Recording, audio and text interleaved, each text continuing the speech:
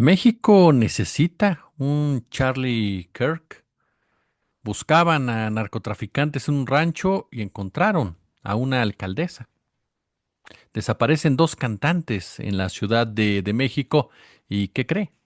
Empresarios involucrados en el fútbol, pues también están relacionados con acusaciones, señalamientos de lavado de dinero. ¿Cómo están? Muy buenos días, buenas tardes, buenas noches, dependiendo del horario en que vean este video. Espero que hayan disfrutado ya al pechucho, ¿no?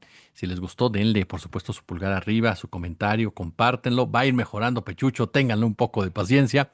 Y también expiatorio. Qué buena investigación de estos dos buenos periodistas, Ricardo Valderas y Dolores Delgado, que demuestran cómo los intelectuales de una época, Juan Rulfo entre ellos, apoyaban al movimiento del 68 y no como pasó tiempo después, en donde los intelectuales apoyaban a los represores del PRI y del PAN, ¿no? Durante las épocas de los 80s, 90s e incluso los 70s también. Y por supuesto los 2000, ¿no? Entonces, vaya explicación, vaya investigación. Espero que ya lo hayan visto y si no, échenle un ojo. Y también a las notas de Brenda Mata estuvieron muy buenas, la manipulación televisiva y lo que pasa en el mercado de Sonora. Y al ratito, en el otro canal, bueno, viene el gran periodista Ignacio Alvarado, ¿no? Llega Nacho con toda una explicación muy bien de cómo la corrupción daña, el gran negocio de la corrupción está insertado ahí, enquistado en las estructuras de poder. A las 5, mi querido Sósimo Camacho con una historia brutal. Continúan los despojos a las tierras mayas y nos tiene Sósimo una investigación también de primer nivel. Sin olvidar a las 6:30 las charlas con el periodista Luis Guillermo Hernández, en donde abordamos el tema Salinas Pliego. Y a las 20:30 Josefa Galván con un perfil de Hernán Bermúdez Requena. Finalmente 21:30 Fabrizio Loruzzo y el tema Palestina. El no hacer nada también es complicidad. Vamos a comenzar en esta ocasión, en este espacio, con lo que ya les adelantaba. A ver, vamos, ¿le parece bien? Nota por nota y lo vamos ligando. Déjeme ver el tiempo que tenemos. Vamos a darle. El analista financiero Carlos Mota. Carlos Mota es un hombre que se ha caracterizado regularmente por sus comentarios racistas y clasistas. Es uno de estos personajes surgidos, por supuesto, del expertise financiero, del neoliberalismo, que defienden a ultranza el fortalecimiento de las oligarquías a costa de las mayorías, a costa de los más pobres. Es de los grandes promotores, basta leer su trabajo, que en lo personal lo hemos hecho durante muchos años para tener una opinión al respecto, y basta checarlo para darnos cuenta que es alguien que ha sido de los grandes promotores del neoliberalismo como la solución a los problemas de un país, cuando esto ha sido una verdadera mentira. Carlos es un personaje muy ligado al empresariado, muy ligado a la ultraderecha. En los últimos años se ha caracterizado incluso por lanzar posteos antes en Twitter, hoy en X, ¿no? Llenos de, pues sí, llenos de clasismo, discriminatorios en algunos puntos, con ese afán de repente de destacar como una de las voces predominantes de esa corriente política. Hace unos días cometió un error de novato, que yo insisto que ya cuando lo cometes en redes sociales, pues no es que no sepas, sino que te gana el ansia, ¿no? En donde posteó una fotografía hecha con inteligencia artificial, por cierto, en referencia a Inglaterra, cuando era una fotografía que se basaba principalmente en Francia. Pero Carlos Mota ahora lanza una columna muy provocadora en el Heraldo, en donde asegura necesitamos un Charlie Kirk en México.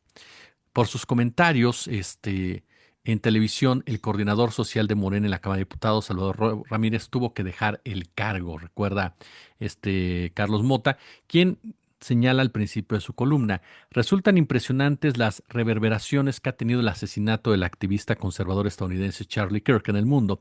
Y en las últimas horas hemos visto desde un video del primer ministro de Israel, Benjamin Netanyahu, defendiendo su legado, hasta un despido de alto calibre del comediante Jimmy Kimmel de la cadena ABC. En México, nos recuerda el caso de Salvador Ramírez, y dice, hay algo innegable en este suceso. La izquierda dice, está tocada. Ojo con esto. Durante los últimos años, los militantes de la izquierda en México y del mundo se regodean cancelando personajes públicos tras someterlos a juicios sumarios por haber supuestamente violentado los principios de hoy. Hace referencia al feminismo radical, al lobby político LGBT, a la defensa ultranza del cambio climático como dogma de fe, y la izquierda morenista en México se subió gustosa a esa ola. No obstante, ahora Donald Trump llega a la Casa Blanca y la balanza viró y no saben cómo reaccionar. Insisto, esto es lo que dice el señor. Asegura que urge un Charlie Kirk mexicano. Aquí ya brinqué un poco de la columna. Es indispensable para romper ese pensamiento monolítico y sería vital que se inserte como lo hizo Kirk en universidades, en espacios juveniles, donde comúnmente en México se gestan ideas torcidas, escuche bien, que más tarde se convierten en políticas públicas. Hoy toda la ideología colectivista que ensombrece el futuro del país está fundamentada en semillas podridas que germinaron mal y que además no resuelven nada en nuestra vida cotidiana, ni la inseguridad, ni la mediocridad educativa, ni la languidez económica, ni el desastre del sector salud. Estamos infortunadamente a la deriva ideológica. Recuerda que Charlie Kirk ha demostrado con su vida y obra que los liderazgos ideológicos pueden penetrar fronteras de manera instantánea. Eso es lo que señala este Carlos Mota. Bueno, de entrada, la columna, por supuesto, adolece de una autocrítica a la forma de pensar y de ejercer el poder económico y por ende político, ¿no? Que gestó los gobiernos o los partidos a los cuales Carlos Mota apoya o los empresarios. Esto es muy común entre los columnistas y analistas procedentes del neoliberalismo. Quieren hacer pensar que los problemas de México nacieron en el 2018 y se debieron a la alternancia en el poder, ahora sí a la real alternancia en el poder, o a Andrés Manuel López Obrador, para ser más que exactos, sin atreverse a asumir una responsabilidad o siquiera cuestionar los grandes errores que cometió un sistema de gobierno basado en una economía de mercado que provocó la violencia que hoy por hoy estamos padeciendo, que provocó la languidez económica que hoy por hoy estamos padeciendo, que provocó la mediocridad educativa que hoy por hoy estamos padeciendo, que provocó el desastre del sector salud que hoy por hoy estamos padeciendo. Nada de eso lo asumen los analistas neoliberales. Para ellos el problema es el momento, el instante, y eso ha logrado muchas veces permear en una sociedad carente de lo que es la información y de sobre todo lo que es entender la gravedad de un problema de Estado, como es cada uno de los que aquí se plantean. No son cosas que se resuelvan en 5 o 6 años, como lo demostraron incluso los propios héroes del neoliberalismo, como lo demostró Cedillo, como lo demostró Salinas, como lo demostró Fox, Calderón, el propio Enrique Peña Nieto.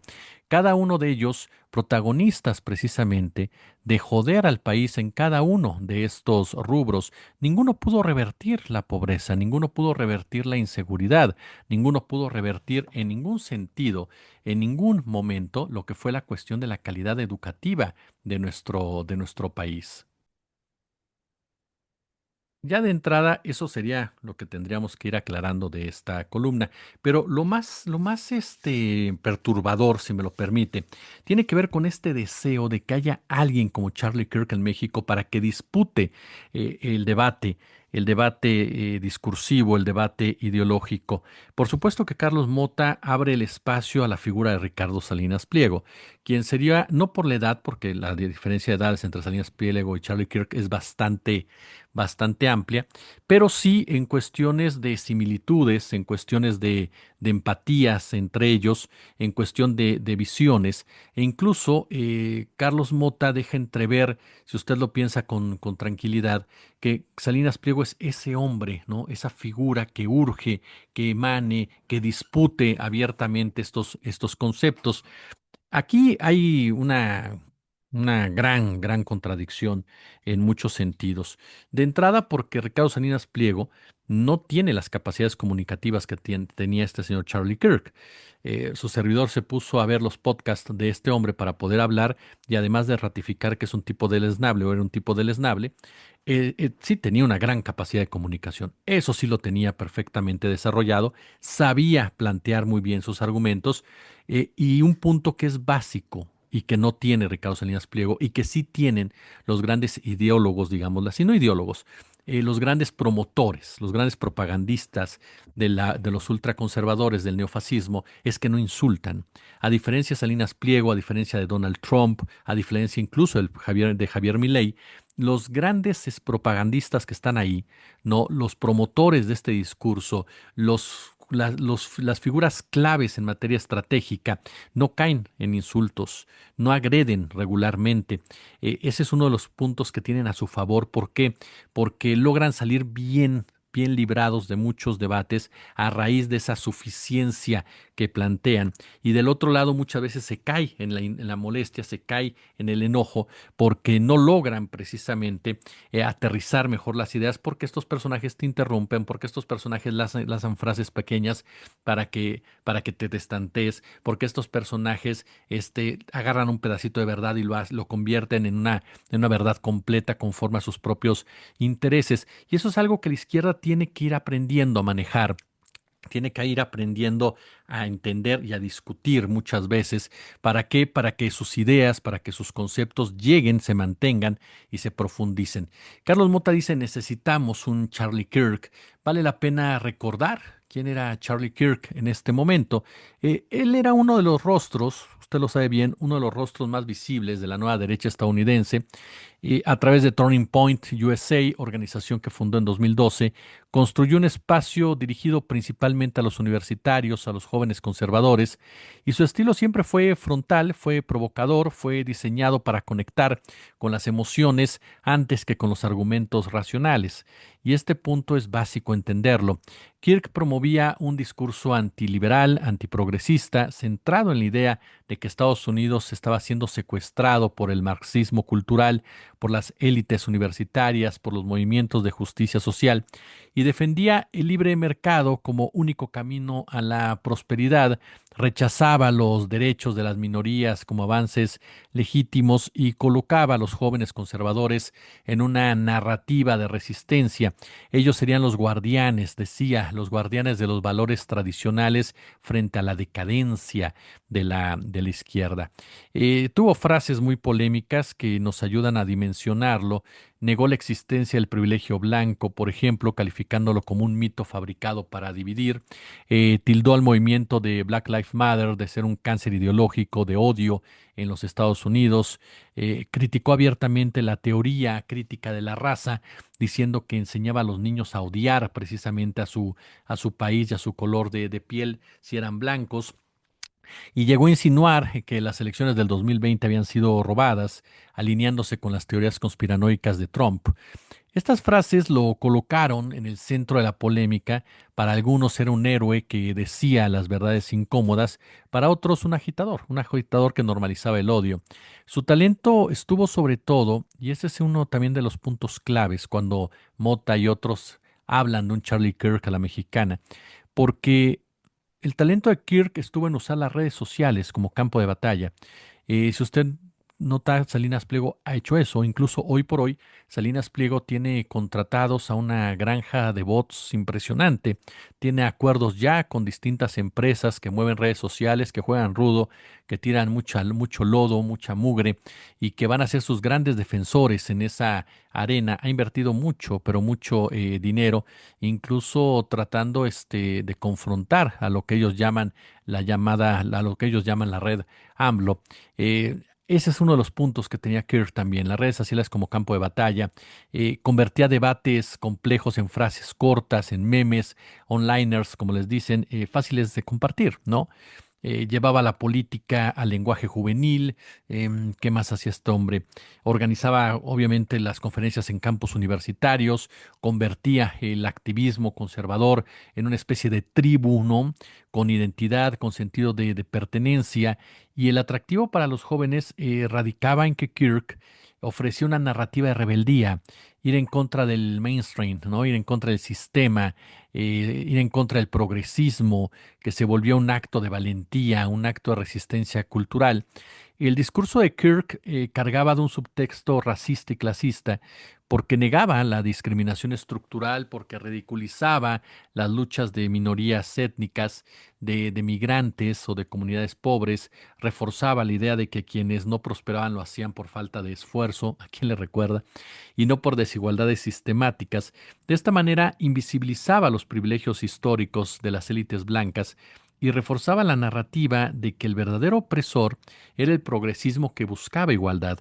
Esa visión, si me lo permite, es profundamente clasista porque desprecia las luchas de quienes no tienen acceso al mismo capital económico, social o educativo. Y aunque Kirk, y esto es lo que me llama mucho la atención, porque pude observarlo, rara vez, muy rara vez, usaba insultos directos, pero su estrategia, al igual que Laje, al igual que Abascal, al igual que, se me escapa ahorita el nombre de este influencer alemán, bueno, ahorita me acuerdo, y otro francés, que andan por ahí, es deshumanizar indirectamente al adversario político, es decir, presentar a movimientos sociales como amenazas existenciales, a migrantes como invasores, a estudiantes progresistas como adoctrinados, y es un tipo de retórica que es un discurso de odio sofisticado.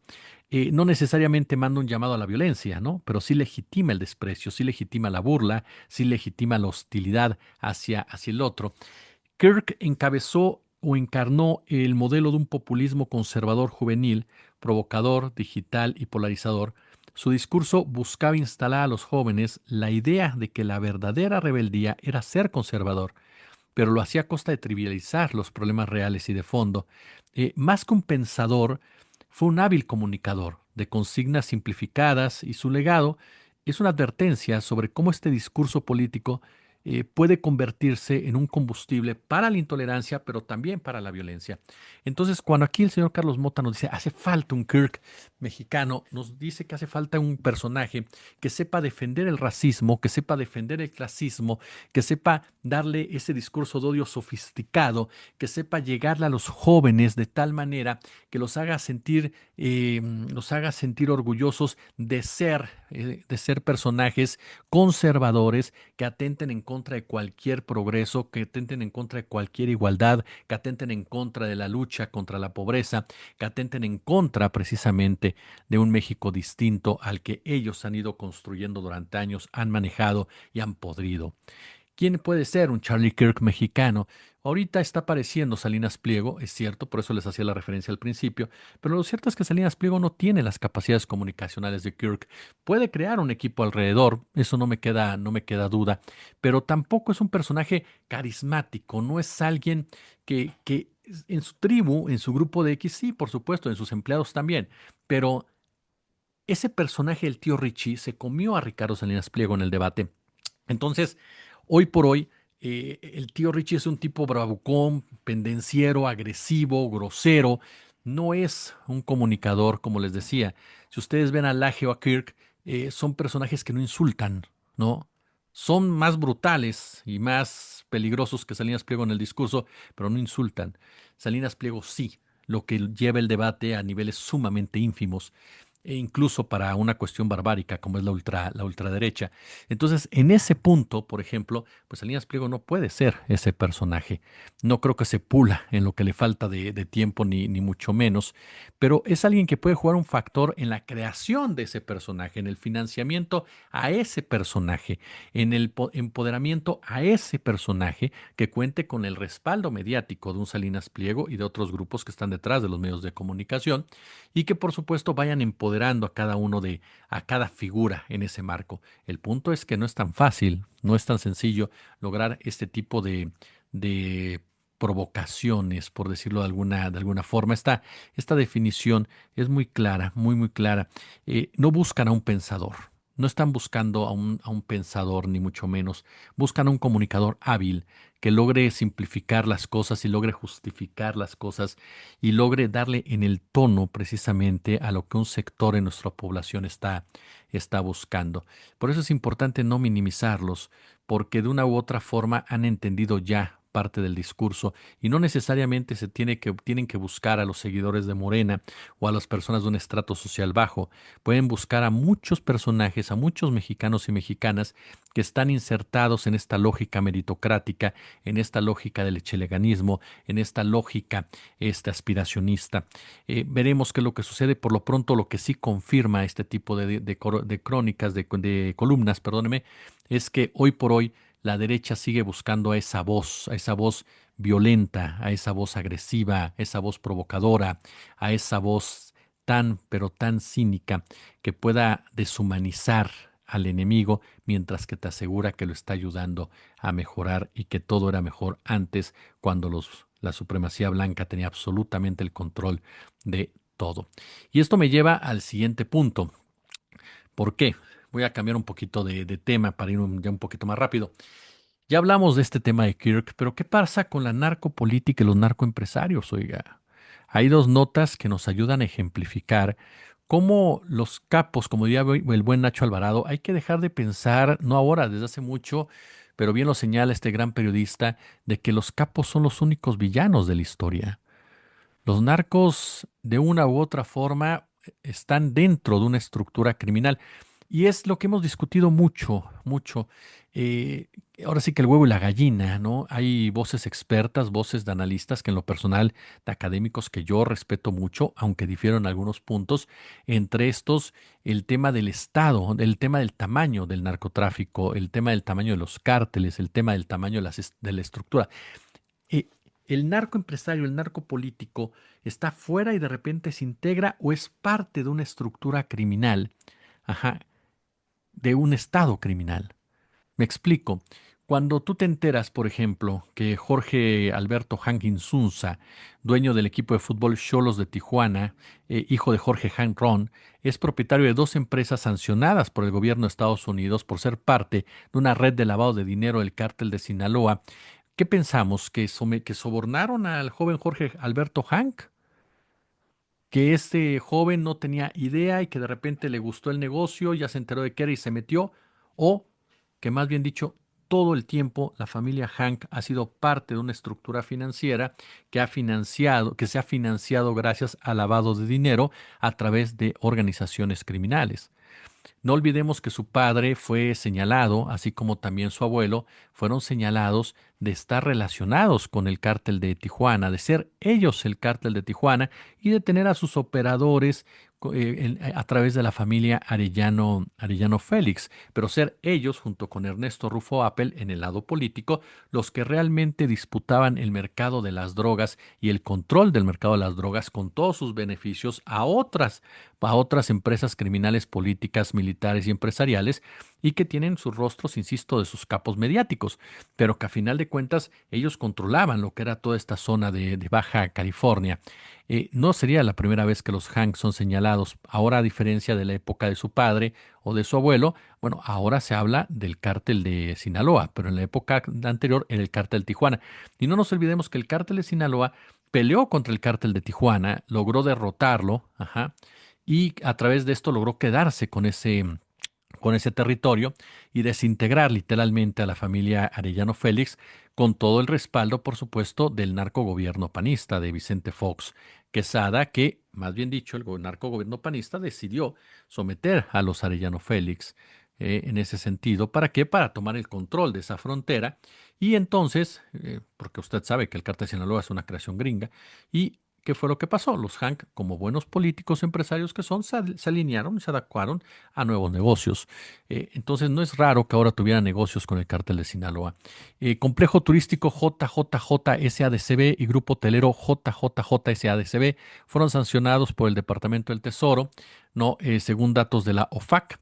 En las empresas aparece como socio Jesús González Lomelí, identificado como operador financiero de alto rango del cártel de Sinaloa, lavador de millones de dólares para los mayos a través de sus restaurantes, clubes nocturnos y resorts en todo México. Según las investigaciones norteamericanas, Jesús González Lomelí no es un nombre nuevo. Quien haya estado presente o atento respecto, al tema de lavado de dinero, no me dejará mentir, ¿no?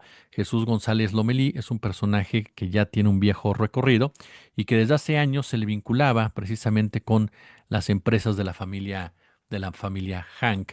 Y aquí nos damos cuenta de lo que mencionábamos hace un momento. Son familias poderosas perdón, pero el mercado de las drogas no es solamente los narcos haciendo lo que hacen. Los narcos hacen lo que hacen, ¿por qué? Porque forman parte de esa estructura y de esa pirámide criminal en donde los grandes ganadores son este tipo de familias que están involucradas en todos lados. Es cierto que ya Jorge Alberto Hank respondió, dijo que no tenía mucha idea, que van a averiguar y demás. Claro, Lo más fácil es negarlo. Es como a la diputada de Morena que también lo negó de inmediato, ¿no? Lo más fácil es decir, no, yo no tengo absolutamente nada que ver, pero ¿de verdad nunca te enteras quiénes son tus socios? ¿Cómo es posible que la prensa sepa quién es tu socio y tú no sepas, ¿no? Además de que, insisto, no es algo nuevo la vinculación de la familia Hank y el crimen organizado. No es algo que debería de sorprendernos ni de extrañarnos. Incluso los atentados en contra del Semanario Z, en contra de Jesús Blanco Ornelas, fue porque constantemente denunciaban los vínculos de los Hank con el cártel de Tijuana. Ese es el ejemplo que ponemos con los narcoempresarios. Pero además de todo, fíjese lo que son las cosas, y creo que este punto es muy importante dejarlo muy, muy, muy en claro. ¿Por qué razón? Porque hay un dato que me gustaría comentar con ustedes, que tiene que ver con este punto, ¿no? Rápido se los planteo, no es muy largo para no extendernos, que es el caso del el lavado de dinero. El lavado de dinero no es solo un truco, es un proceso con etapas y con tácticas variadas que buscan esencialmente transformar dinero sucio o bienes o flujos que parezcan legítimos. Y la clasificación clásica lo divide en tres etapas. Colocación, es decir, introducir físicamente el producto del delito en el circuito económico, ¿no? Depósito en efectivo, compra de bienes, mezcla con ingresos legítimos en negocios de alto efectivo como restaurantes, casinos, estaciones de servicio. Es una etapa muy riesgosa porque el dinero aún está vinculado directamente al delito. Después entra la estratificación, que es separar el dinero, ¿no? De su origen mediante múltiples transferencias, operaciones financieras complejas, cambios de divisas, movimientos a través de paraísos financieros, sociedades pantalla, estructuras offshore. Y aquí lo que se busca es crear una especie de nube de transacciones que dificulte seguir la pista. Luego llega la integración, que es reencontrar los fondos con la economía legítima, es decir, comprar inmuebles, inversión en negocios, préstamos en empresas del mismo grupo, de forma que los activos parezcan legales y se puedan utilizar públicamente. Y las tácticas, pues las tácticas son muy claras. Perdón que utilice un término en inglés que es trade based laundering, que es la manipulación de facturas, comercio internacional, sobrefacturación, subfacturación, inventarios ficticios, todo esto para camuflar lo que son las transferencias de dinero. Uno de los puntos claves es el uso de bienes y raíces y empresas fachada. ¿Por qué? Porque compras inmuebles, creas empresas fachada y limpias grandes sumas. Después viene lo que se le conoce como la participación de los bancos, ¿no? Bancos locales en un principio, después bancos ya nacionales. Las famosas criptomonedas también se usan para mover rápidamente el valor, aunque obviamente la cadena de bloques es pública. Bueno, existen servicios que mezclan o convierten activos para dificultar el rastreo. Está la economía informal, por supuesto, ¿no? Eso es un hecho también. Están los ciberdelitos, las estafas a gran escala, y cómo se vincula al sistema financiero legal. Y con esto termino y paso al otro tema. De entrada, por supuesto, son los bancos tradicionales, ¿no? Esa es la verdad. Los bancos tradicionales, sí hay reglas muy estrictas, pero si no se aplican, de nada sirve. Puedes tener las reglas que tú quieras, ¿no? Y mire que todos los bancos las tienen, pero el punto es que nos aplican. Incluso Roberto Saviano ha señalado repetidamente cómo capitales limpios y la ingeniería financiera permiten la impunidad del dinero criminal en ciudades como Londres, por ejemplo.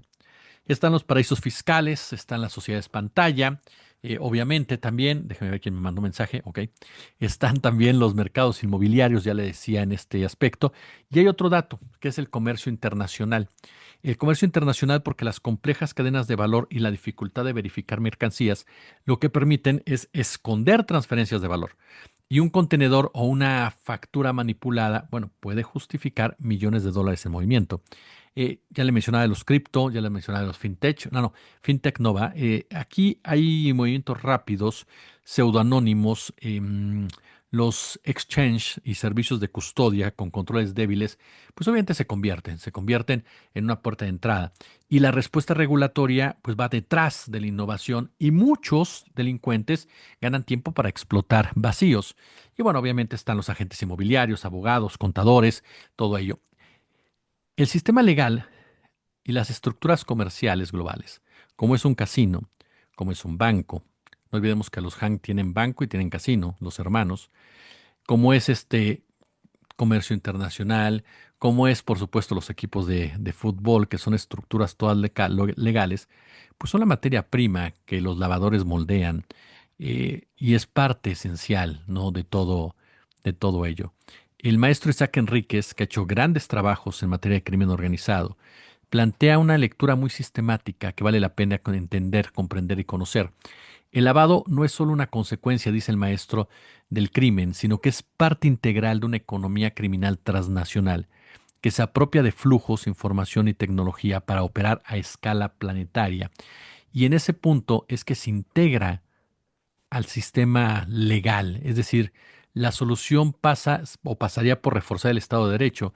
El punto es que a quién le interesa hacerlo. No se trata solamente de más leyes, sino se trata de incluso de independencia, al interés al interior de las instituciones financieras, al interior de los organismos internacionales, ¿no? Eso es lo que sucede. Entonces, hay una enorme cultura de la impunidad fomentada por los mismos que dicen combatirlo.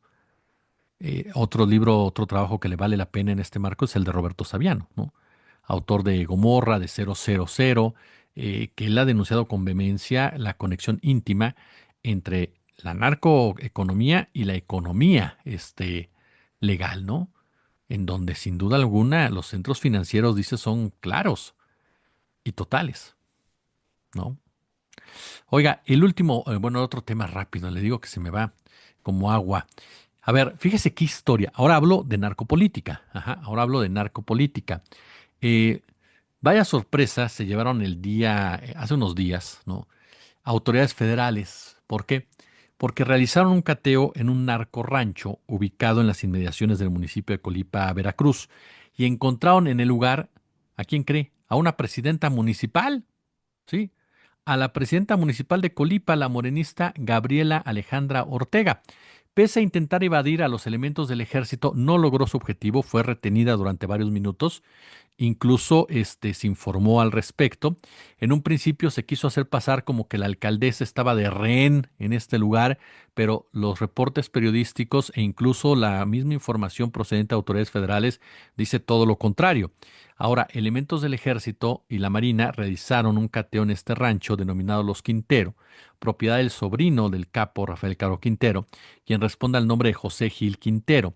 Este sujeto es identificado como el principal generador de violencia en esa zona, y el cateo responde a la búsqueda y localización de un empresario, Neptalí González, desaparecido desde el 18 de julio del 2025. Gil Quintero y su grupo de escoltas lograron escapar del lugar al ver el ingreso de las fuerzas federales y dejaron a su suerte a la alcaldesa morenista. ¿Qué le parece? Ahí la dejaron, ¿no? Ahí la dejaron. Literal, cuando entraron tratando de detener al sobrino de Caro Quintero, ¿no? Veremos en qué acaba este tema, pero a ver, vuelvo a lo mismo que les decía hace un momento, ¿no? En Colipa han ocurrido varios asesinatos políticos en los últimos años. Eso hay que dejarlo muy, muy en claro. La Fiscalía de Veracruz tendría que investigar la relación que actualmente tiene este poder municipal con el crimen organizado. En 2021 mataron a Héctor Miguel González Espinosa, mejor conocido como Yurico. Cuando se desplazaba a bordo de su camioneta fue atacado a balazos por sujetos desconocidos. Él era empresario en el ramo de materiales para la construcción. En 2022 asesinaron a Álvaro López Martínez, ex tesorero de Colipa. Tenía 52 años, fue ultimado de un balazo en su rancho. En octubre del 2022 fue asesinado a balazos Daniel Portilla, ex candidato a la alcaldía de Juchiqué de Ferrer y hermano de la ex alcaldesa Lisbeth Portilla. Daniel Portilla era ganadero, había sido aspirante a la alianza PAN-PRD a la alcaldía, y la actual alcaldesa de Colipa ganó por el PRD, pero en la pasada campaña apoyó al candidato de Morena, quien ganó y asumirá el cargo a partir del 1 de enero del 2026. Bueno, las versiones que se han dado, ¿no? En este sentido, y hay que mencionarlo, es que la alcaldesa habría tenido una relación con Gil Quintero, casi al mismo tiempo en que, de igual forma, habría sostenido una relación con el joven empresario Neptalí González, de quien hasta ahora no se sabe su paradero. Esa es una de las versiones que se han estado desarrollando a raíz de lo que aparece con este narco rancho. Una semana en donde una diputada es señalada por OFAC de estar vinculada con el cártel de Sinaloa, de protegerlos mientras que fue alcaldesa de Playas de Rosarito, y ahora nos topamos con este caso en donde descubren a una alcaldesa que está en el narco rancho y que supuestamente había estado minutos antes con un narcotraficante buscado. Lo hemos dicho en otras ocasiones, el narcotráfico no son capos, son políticos, empresarios, generales. Y no es que estos personajes los coopten, sino que forman parte de una estructura. Y es ahí lo que se tiene que combatir. El Estado criminal sigue operando en muchos sentidos. Y muchos que estaban en otros partidos brincan a Morena para sobrevivencia política, pero siguen comportándose exactamente igual. Por eso es tan importante denunciarlo y combatirlo en todos los sentidos. Oiga, ya nos vamos. Únicamente hago referencia porque está anunciado que la Fiscalía General de la Ciudad de México emitió fichas de búsqueda para localizar al cantante colombiano Byron Sánchez, conocido como B. King, y al DJ Jorge Luis Herrera Lemos, identificado como Regio Clown, quienes fueron vistos por última vez el 16 de septiembre tras salir rumbo al gimnasio en la colonia Polanco, Alcaldía Miguel Hidalgo. Espero que ya cuando usted vea este video, ya esta información se haya actualizado con noticias de que fueron encontrados bien en todos los sentidos. Pulgares arriba, gracias por estar con nosotros y ya lo saben, como siempre un gusto, como siempre un verdadero, pero verdadero placer. Bonito domingo.